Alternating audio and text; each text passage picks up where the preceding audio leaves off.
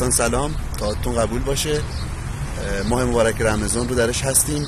روزه جسمانی رو هممون داریم تجربه میکنیم، بسیار هم عالی است.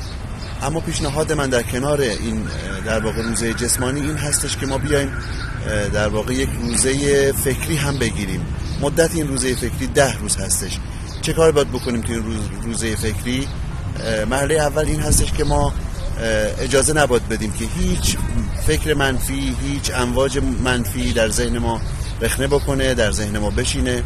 دومی که اگر در ذهن ما نشست یه امواج منفی و فکرهای منفی که گریزی ازش نیست و حتما میشینه تو ذهن ما، بلافاصله فرمان استاپ و ایست رو با صدای بلند بگیم یا تو ذهنمون بگیم. و سوم این که توی این 10 روز اصلا به مسائل و مشکلات فکر نکنیم و تنها به راه حل مشکلات فکر بکنیم.